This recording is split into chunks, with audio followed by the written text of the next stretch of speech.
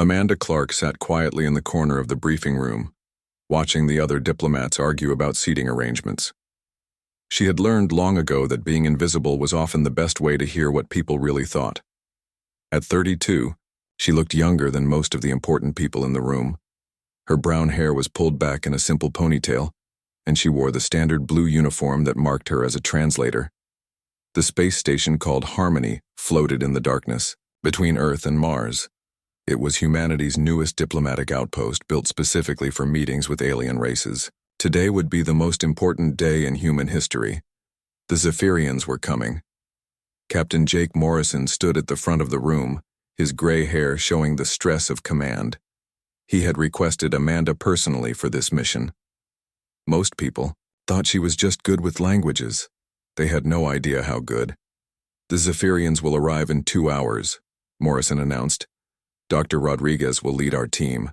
Dr. Clark will handle all translation duties. He looked directly at Amanda. Are you ready? Amanda nodded. She had spent 3 months learning the Zephyrian language.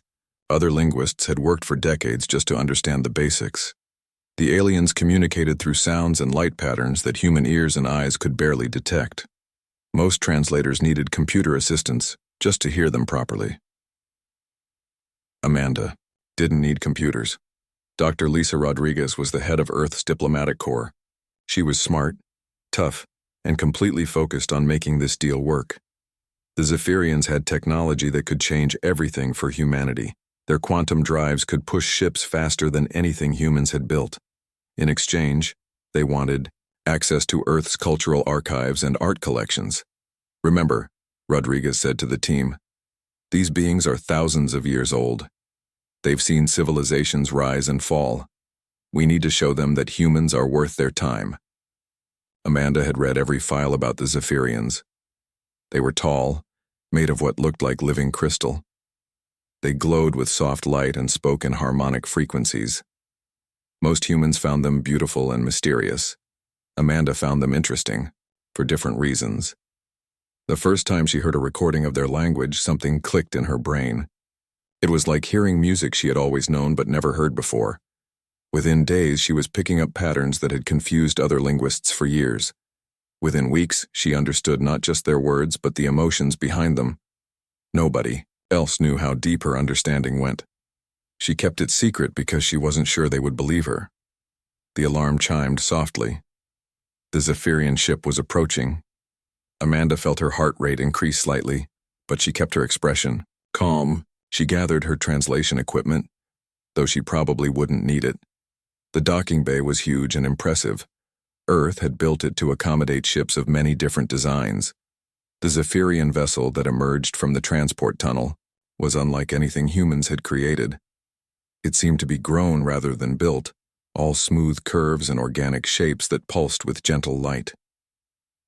3 Zephyrians emerged from their ship. They moved with grace and dignity, their crystal bodies catching the station lights and throwing rainbows across the walls. The lead figure was taller than the others, with more complex light patterns flowing through his transparent skin.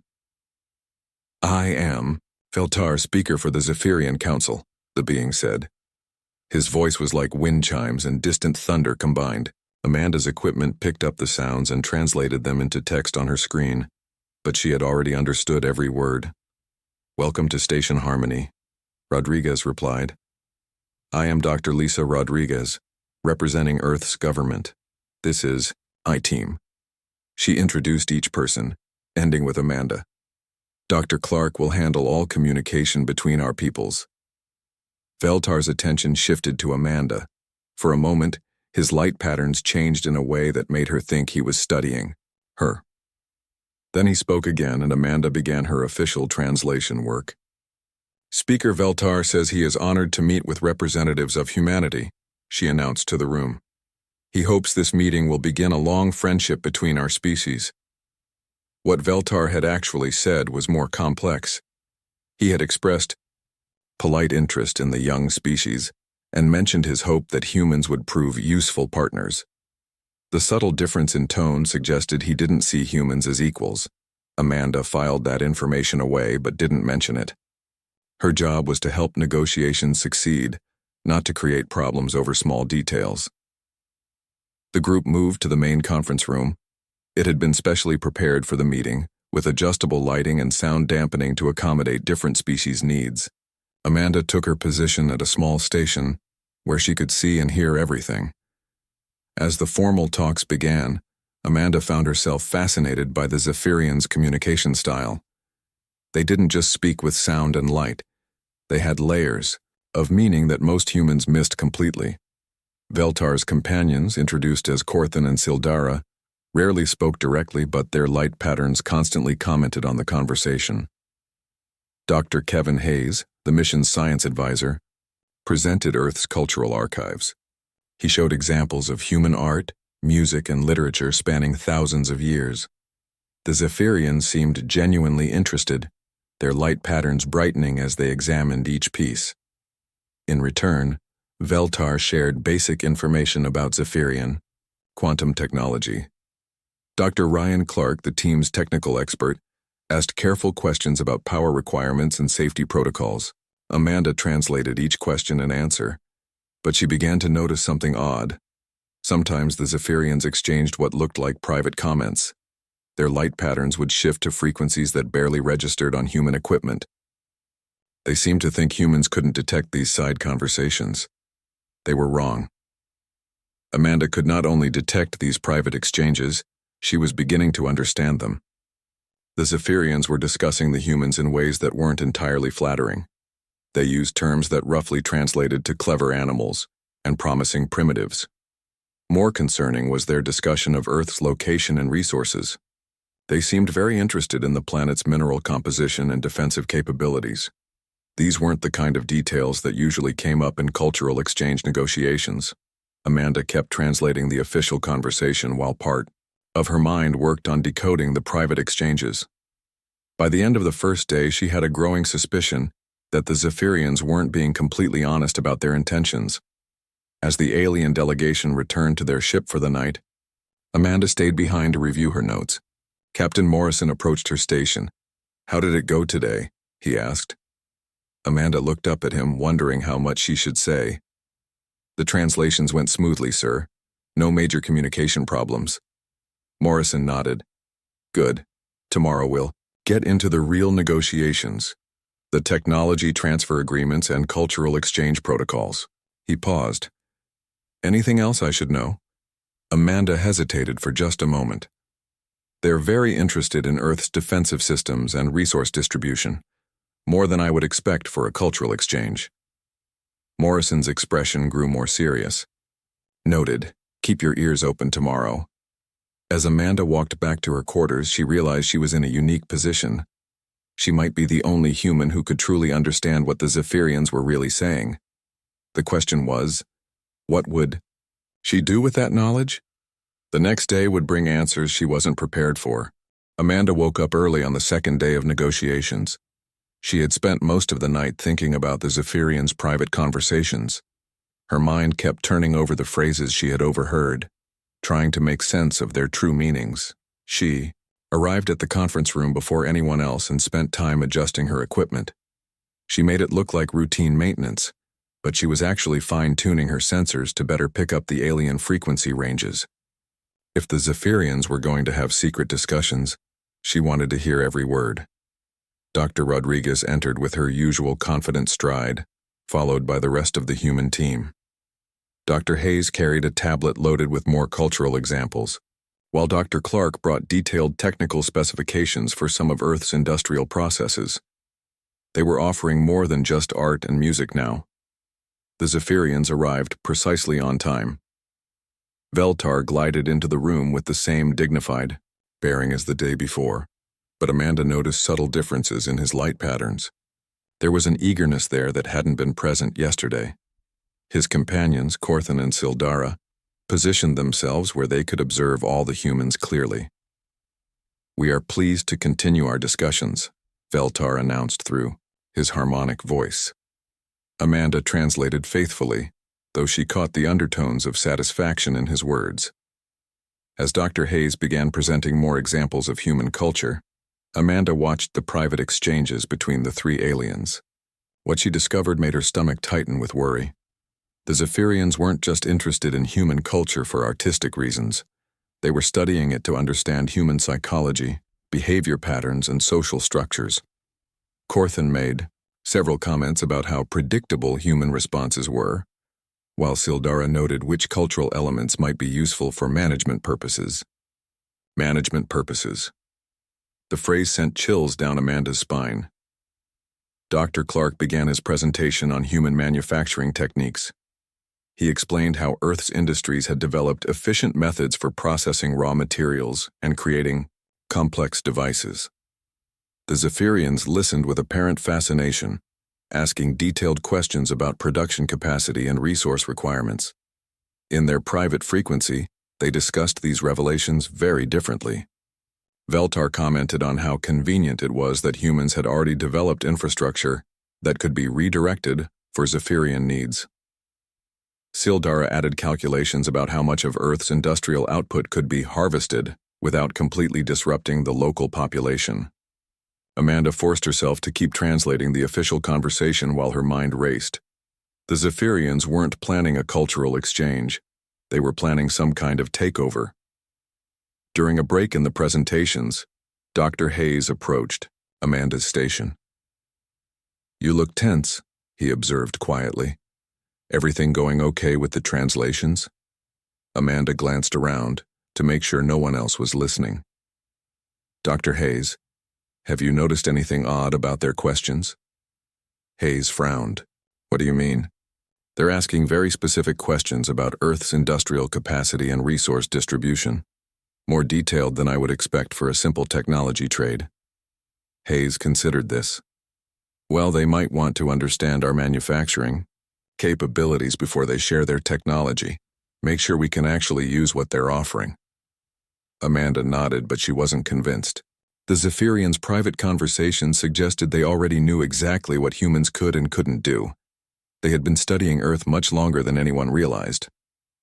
When the formal sessions resumed, Veltar began sharing more details about Zephyrian quantum technology.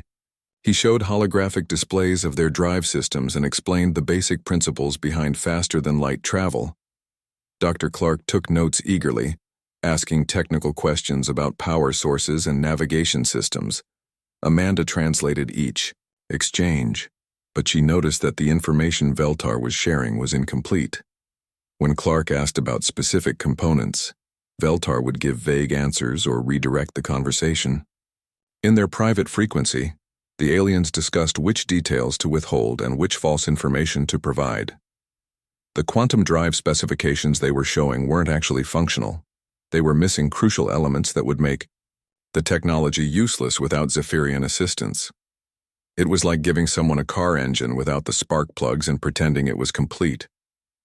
As the day progressed, Amanda began to piece together the full scope of the Zephyrian plan.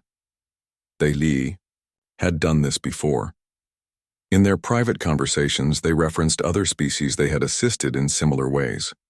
12 different worlds had been offered the same technology packages and cultural exchanges. None of those worlds existed anymore as independent civilizations. The pattern was always the same. The Zephyrians would approach a developing species with offers of advanced technology and cultural partnership. They would study the species' strengths and weaknesses, map their resources and defenses, and then gradually take control through technological dependence and economic manipulation. Amanda realized she was witnessing the early stages of humanity's conquest. The Zephyrians saw humans as just another species to be absorbed into their empire. The cultural exchange was really intelligence gathering for an occupation. During another break, Captain Morrison pulled Amanda aside. "Dr. Rodriguez mentioned you had some concerns about their questions yesterday. What's your read on the situation now?" Amanda looked around the room. The Zephyrians were clustered together, their light patterns flickering in rapid private conversation. The other humans were reviewing their notes and preparing for the next session. Everyone looked pleased with how the negotiations were going. "Captain," Amanda said carefully, "I think we need to be more cautious about what information we share." Morrison raised an eyebrow. "Why?" "The talks seem to be going well." Amanda chose her words carefully. There are nuances in their language that suggest they're more interested in Earth's strategic value than its cultural offerings. I think they know more about us than they're admitting. Morrison studied her face for a long moment. Are you saying they've been spying on us? I'm saying their questions are very specific for people who claim this is first contact. Morrison nodded slowly. Keep monitoring the situation. If you notice anything else unusual, let me know immediately. As the afternoon session began, Amanda paid even closer attention to the Zephyrians' private conversations. What she heard confirmed her worst fears. They weren't just planning to exploit humanity. They were planning to do it soon. Corthan mentioned the fleet being positioned for Phase 2 of the operation. Sildara discussed timeline adjustments based on their assessment of human defensive capabilities. Veltar noted that the resource extraction could begin within 1 solar cycle if the current plan proceeded smoothly. 1 year. The Zephyrians were planning to strip Earth of its resources and subjugate humanity within 1 year. Amanda realized she was the only human who knew what was really happening. Her unique ability to understand their language had given her access to information that could save her entire species. But she also knew that revealing this knowledge would expose abilities that shouldn't be possible. How could she explain that she could hear and understand alien frequencies that human technology could barely detect? How could she prove that beings who appeared friendly and generous were actually planning genocide? As the second day of negotiations ended, Amanda watched the Zephyrians return to their ship. They moved with the same graceful dignity as before, but now she could see the predatory patience underneath their polite facade. That night, she sat in her quarters staring at her notes. She had documented every private conversation she had overheard, but the evidence would be meaningless without proof of how she had obtained it. She needed to find a way to expose the Zephyrian plan without revealing her own impossible abilities. Time was running out. Tomorrow's sessions would focus on finalizing the technology transfer agreements. If the negotiations succeeded, humanity would unknowingly sign its own death warrant. Amanda made a decision that would change everything. She couldn't stay silent any longer. Tomorrow she would have to find a way to make the truth known, regardless of the consequences for herself. Survival of the human race depended on it. Amanda barely slept that night. She kept going over different ways to expose the Zephyrian deception without revealing her impossible linguistic abilities. Every plan she considered had fatal flaws. If she claimed to have overheard their private conversations, they would simply deny it. If she tried to explain how she could understand their secret frequencies, nobody would believe her. By morning, she had decided on a desperate strategy. She would have to provoke the Zephyrians into revealing themselves. It was risky, but it might be the only way to save humanity. The third day began like the others.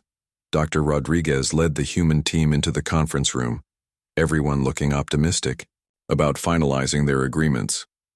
Dr. Clark had prepared detailed proposals for technology sharing, while Dr. Hayes brought authorization documents for cultural exchanges. The Zephyrians arrived with what Amanda now recognized as barely contained excitement. In their private frequencies, they discussed how smoothly their plan was proceeding. Veltar mentioned that the Harvest fleet was already moving into position beyond Earth sensor range. Today we will complete our agreements, Veltar announced officially. The Zephyrian Council is eager to begin our partnership with humanity. Amanda translated his words, but she knew the real meaning. Today, the Zephyrians expected to finish gathering intelligence and secure humanity's cooperation in its own destruction. Dr. Clark began reviewing the technology transfer protocols. The quantum drive specifications looked impressive in the holographic displays, but Amanda knew they were deliberately incomplete.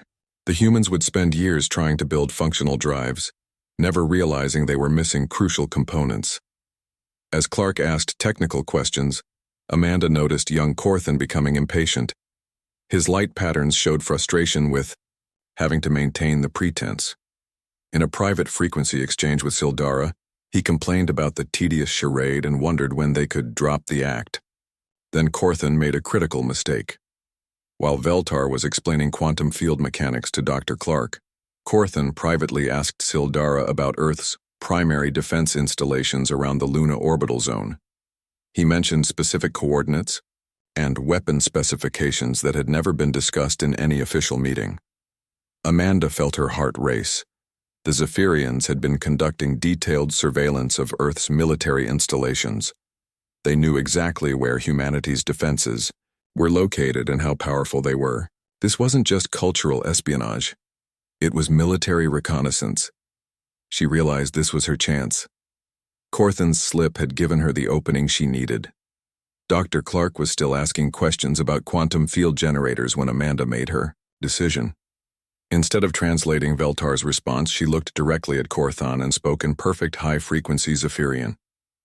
"Tell me more about these Luna orbital defenses you're so interested in." The effect was immediate and dramatic. All three Zephyrians went rigid with shock. Their light patterns flickered wildly before going completely dark. The room fell silent as every human stared at Amanda in confusion. Veltar's harmonic voice cracked as he spoke.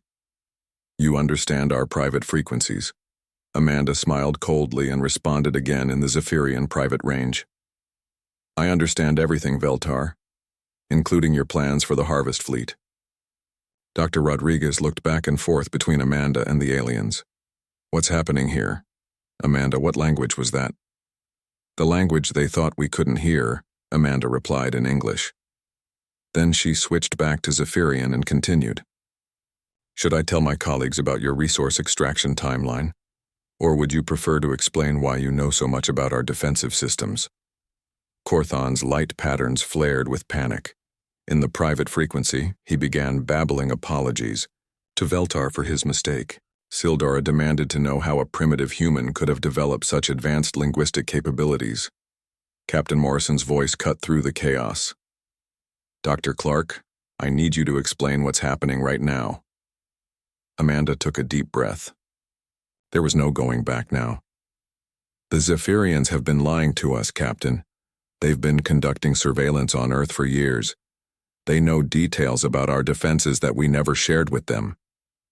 Veltar attempted to regain control of the situation. "There has been a misunderstanding." "We were merely—" "There's no misunderstanding," Amanda interrupted, speaking simultaneously in English and Zephyrian frequencies. "I've heard every private conversation you've had since you arrived. You call us clever animals. You're planning to strip our planet of resources and turn us into a managed population. You've done it to 12 other species already." The humans in the room stared at Amanda in amazement. Dr. Hayes pulled out his medical scanner and began taking readings, his eyes wide with disbelief. Dr. Clark looked back at his technical notes with new suspicion. Dr. Rodriguez stepped forward, her diplomatic training kicking in despite the shock. "Dr. Clark, are you telling me you can understand their private communications?" "Every word," Amanda confirmed. "They've been discussing their conquest plans while pretending to negotiate cultural exchanges. The technology they're offering is deliberately incomplete. It's designed to make us dependent on their assistance." Veltar's composure finally cracked. "How is this possible? Your species lacks the neural complexity for frequency manipulation at these ranges." Amanda looked directly at him.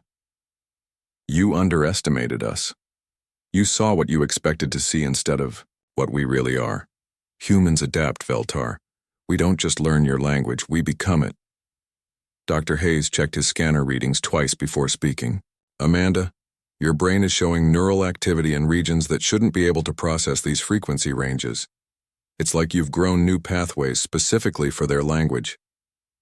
"Evolution in real time," Amanda said. "Something you didn't account for in your analysis of human limitations." Captain Morrison activated the station's alert system. Security teams would be moving into position, though the Zephyrians had made no aggressive moves. They seemed too shocked by Amanda's revelation to consider violence. Sildara finally spoke, her light patterns dim with defeat. "The Council will not believe this report." "The Council won't get a report," Morrison said grimly. "This delegation is now under detention pending investigation of espionage activities." Veltar straightened, trying to recover his dignity. "You cannot detain representatives of the Zephyrian Empire. We have diplomatic immunity." Spies don't have diplomatic immunity, Rodriguez replied. Dr. Clark, I need you to provide a complete translation of everything you overheard.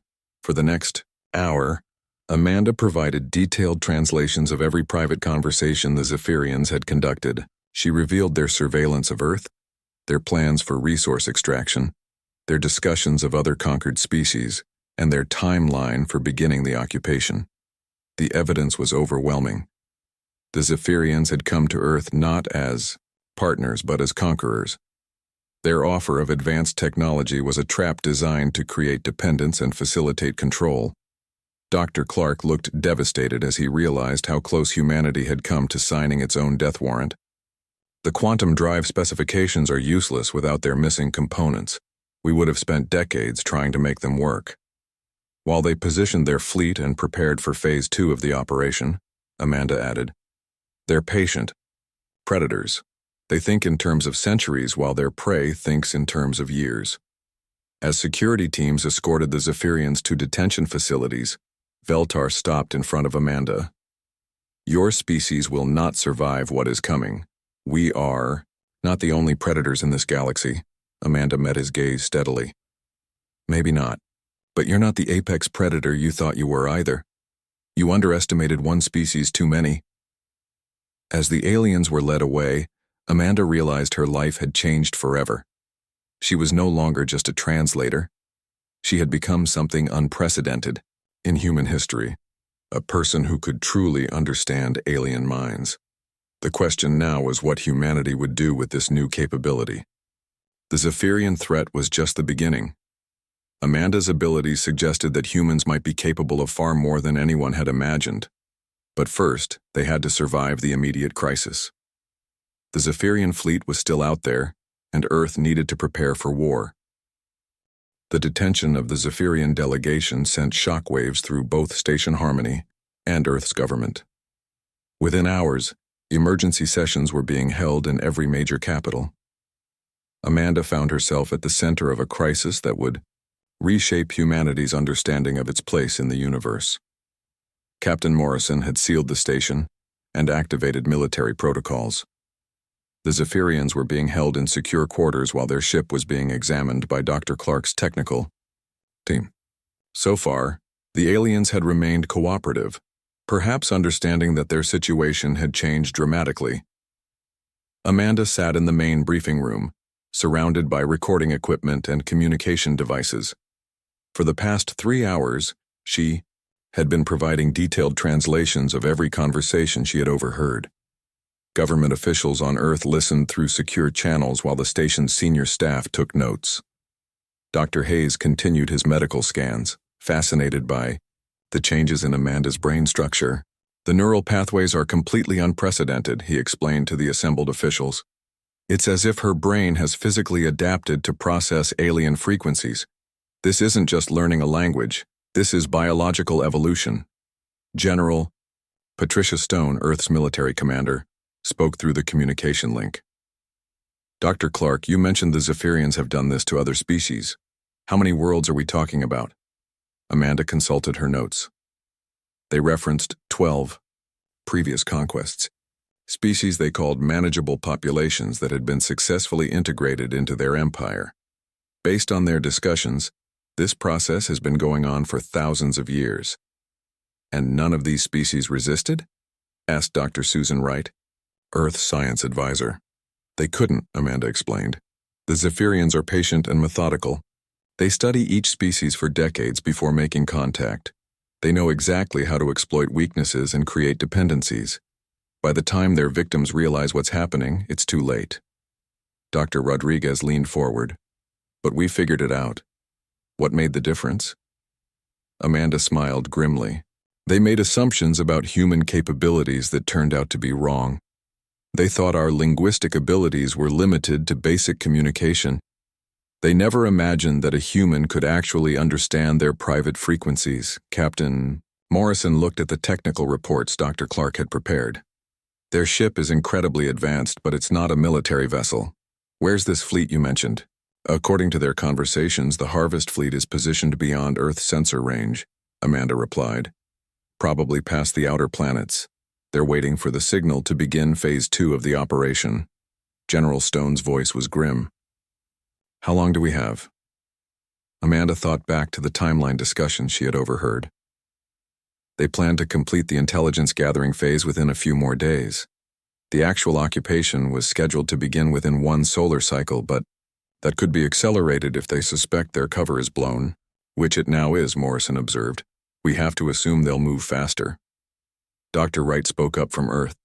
Dr. Clark, you said these beings live for thousands of years. That suggests their home population might be relatively small. How many ships are we potentially facing? Amanda had wondered about this herself. In their private conversations, the Zephyrians had mentioned fleet numbers and deployment strategies. Based on what I overheard, the Harvest fleet consists of approximately 50 vessels. That sounds like a lot, but they're designed for resource extraction and population management, not military conquest. They weren't expecting significant resistance. General Stone was quiet for a moment.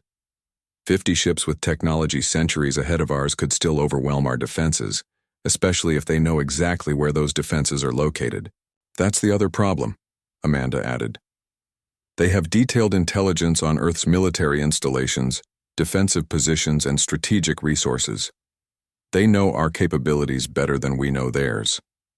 Dr. Hayes looked up from his medical readings. Amanda, your ability to understand their language so completely suggests that other humans might have similar potential. Have you ever encountered anyone else with unusual linguistic abilities? Amanda considered the question. There have been a few people over the years who seem to pick up alien languages faster than normal. I always thought they were just talented, but maybe there's more to it. Captain Morrison made a decision. Dr. Clark, I want you to work with Dr. Hayes to develop a testing protocol. If other humans have these abilities, we need to find them quickly. Over the next several hours, Amanda worked with the medical team to understand her own capabilities better. The tests revealed that her brain had indeed developed new neural pathways, but the potential for these changes appeared to exist in other humans as well. It was as if humanity carried a dormant genetic capability that could be activated under the right circumstances. Dr. Clark returned from examining the Zephyrian ship with troubling news. The vessel is definitely not equipped for combat, but it has communication systems that are far more advanced than anything we have. If they send a distress signal, their fleet could receive it instantly regardless of distance. Have they tried to communicate? Rodriguez asked. Not yet, Morrison replied. But we can't assume they'll remain cooperative indefinitely. Amanda had an idea. I could speak with them, in their own language, at the frequencies they use for private communication. It might help us understand their intentions better. General, Stone's voice came through the communication system. Dr. Clark, that could be dangerous. These beings have already demonstrated deception and hostile intentions. With respect, General, they're our prisoners now, and I might be the only person who can truly communicate with them. We need to know more about their fleet capabilities and their empire's response protocols. After much debate, permission was granted. Amanda would interview the Zephyrians under heavy security, with the conversations being recorded for analysis by Earth's intelligence services. The first interview was with Corthan, the youngest of the three aliens. Amanda entered his detention cell with recording equipment and 2 armed guards. The young Zephyrian looked up as she entered, his light patterns dim, with what appeared to be shame. Amanda spoke in the high-frequency Zephyrian range. You made a mistake that exposed your entire operation. Corthan's patterns flickered with surprise at hearing his native frequencies. How is this possible? Your neural structure should not allow for such communication. Maybe our neural structure is more adaptable than your species assumed, Amanda replied. Tell me about the fleet. For the next hour, Amanda questioned Corthan about Zephyrian military capabilities, fleet composition, and communication protocols. The young alien seemed torn between loyalty to his people and amazement at Amanda's linguistic abilities. Gradually, he began to provide answers. The Harvest fleet was indeed positioned in the outer solar system. The ships were primarily designed for resource extraction and population management, not military combat. However, they carried weapons, capable of devastating planetary surfaces if resistance proved too strong to manage through other means. More concerning was Corthan's revelation about the Zephyrian Empire's standard protocols. If a harvest operation failed or was compromised, the Empire would classify the target species as actively hostile and authorize complete elimination rather than integration. "You have doomed your species," Corthan said sadly. "The Council will never accept that primitives could threaten the Empire's plans. They will order your destruction rather than risk the spread of resistance capabilities." Amanda felt a chill at his words. How long before they realize something has gone wrong? The delegation was supposed to send regular status reports. "When we miss the next scheduled transmission, the fleet will investigate." "When is that transmission due?" Amanda asked. Corthan's light patterns dimmed further. 6 of your hours." Amanda left the detention area with a new sense of urgency. Humanity had less than 6 hours before the Zephyrian fleet would realize their advance team had been captured. After that, Earth would face either invasion or annihilation. As she briefed Captain Morrison in the Earth command structure, Amanda realized that her discovery of the Zephyrian deception had created as many problems as it had solved. Humanity now knew the threat they faced, but they might not have time to prepare for it. The next few hours would determine whether the human race survived to see another day. The next 6 hours were the most intense in human history. Emergency broadcasts went out across Earth's communication networks, recalling all military personnel and activating defense systems that had never been tested in actual combat. Amanda found herself at the center of humanity's desperate preparation for war. Captain Morrison had transformed Station Harmony into a military command center. Earth's fleet, small but advanced by human standards, moved into defensive positions throughout the solar system. The Mars colonies were evacuated to underground shelters, while lunar bases prepared for siege conditions. Amanda worked frantically with Dr. Hayes to test other humans for linguistic abilities similar to her own. Using her brain scans as a template, they identified the neural markers that indicated potential for alien language processing. The results were both encouraging and sobering.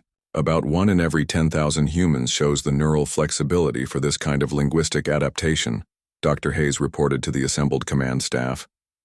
In a population of 8 billion, that gives us potentially 800,000 people with these capabilities.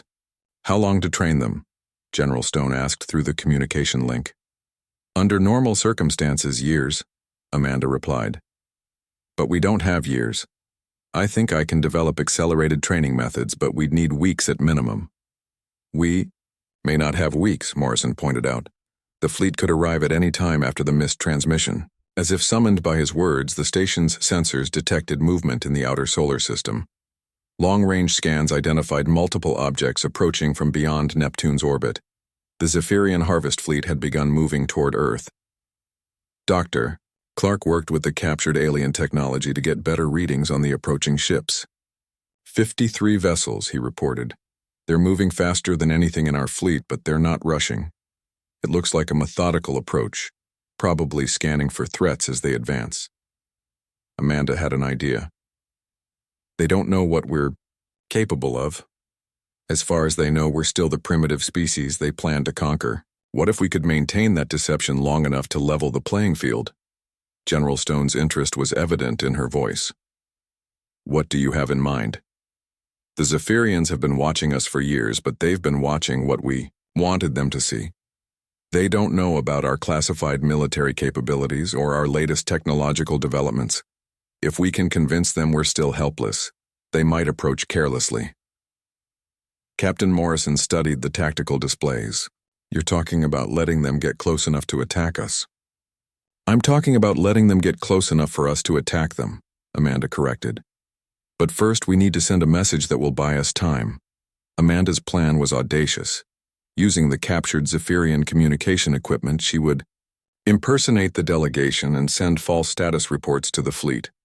If she could convince them that the operation was proceeding normally, the humans might gain precious time to prepare their defenses. Working with Dr. Clark, Amanda learned to operate the alien communication systems. The technology was incredibly sophisticated, using quantum entanglement for instantaneous communication across vast distances. More importantly, it required specific frequency patterns and harmonic signatures that only someone with her linguistic abilities could produce. "I've studied recordings of Veltar's communication style," Amanda explained as she prepared the first deception message. "I can replicate his harmonic patterns well enough to fool automated systems, but if they ask for real-time verification, the deception won't hold." She sent the first message, reporting that the cultural exchange negotiations were proceeding as planned, and that the human delegation remained completely unaware of the true purpose of the mission. The response came back within minutes.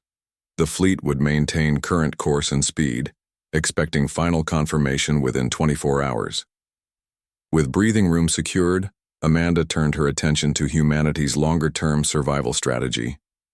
The immediate military situation was grim, but she had learned things about the Zephyrian Empire that could be turned to humanity's advantage. "They're not actually as unified as they appear," she explained to the command staff. "During my interrogations, I learned that their empire contains dozens of conquered species.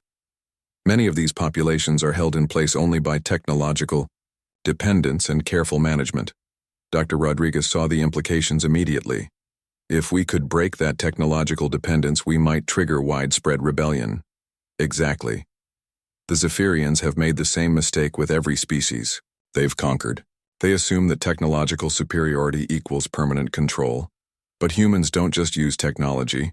We adapt it, improve it, and make it our own. Over the following hours, Amanda worked with teams across Earth to develop multiple strategies. The first priority was immediate defense against the approaching fleet. Earth's ships were outnumbered and outgunned, but they had advantages the Zephyrians didn't expect. Dr. Clark had been analyzing the captured alien vessel and found something interesting. Their ships are incredibly advanced, but they're designed for specific purposes. The resource extraction vessels aren't heavily armed, and even their escort ships prioritize speed and efficiency over defensive capabilities. They've never had to fight a real war, Amanda realized. They've been dealing with isolated planets that couldn't coordinate resistance. They're not prepared for a species that fights back effectively. The second part of Amanda's strategy involved the other conquered worlds. Using the Zephyrian communication system, she began sending messages to resistance groups that she had learned about during her interrogations. The messages were subtle, embedded in routine Imperial communications that wouldn't trigger automated security systems. "I'm telling them that a new species has discovered the Empire's deception techniques," Amanda explained.